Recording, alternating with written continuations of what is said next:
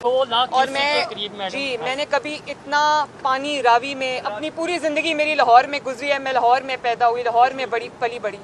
मैंने रावी में कभी इतना पानी नहीं देखा।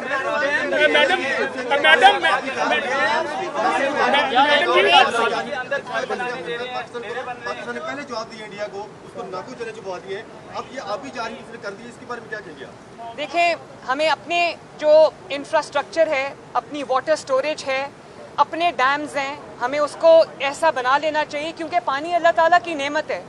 जो पानी वो यहाँ पर भेजे, हमें उसको ना सिर्फ स्टोर करना चाहिए, बल्कि उसको हमें अपनी खेती बाड़ी के लिए अपने लिए इस्तेमाल करना चाहिए। इसलिए पानी को स्टोर करने का इंफ्रास्ट्रक्चर बनाना बहुत ज़रूरी है, और ये कोई आसान काम नहीं है, और ये एक ऐसी चीज़ नहीं है जो ओवरनाइट हो जाएगी। मैंने अपनी टीम बिठाई है, इरिगेशन डिपार्टमेंट को बिठाया है, NDMA को बिठाया है, PDMA को बिठाया है, और मैंने उनसे ये कहा है कि मुझे अगले साल के लिए एक होलिस्टिक प्लान बना के दें कि हम किस तरह पानी को, रेन वाटर को हार्वेस्ट कर सकते हैं। अगर कहीं फ्लड आया है तो उस पानी को हम बजाय इसके कि वो समंदर में जाके ज़ाया हो जाए, हम किस तरह उसको स्टोर करके अपने लिए उसको यूटिलाइज कर सकते हैं। मैडम, भारतीय अभी जारियत जो है इससे करतारपुर जो है वो डूब गया है। सिखों, पाकिस्तान में बसने वाले जो सिख हैं,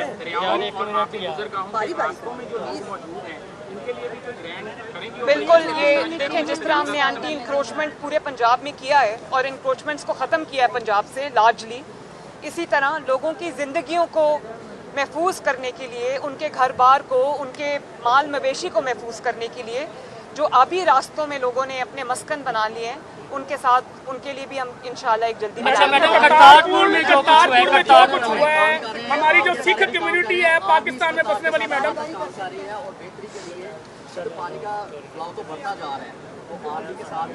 पानी का फ्लो अब कम हो रहा है, अल्लाह का शुक्र है, पानी रिसीड कर रहा है।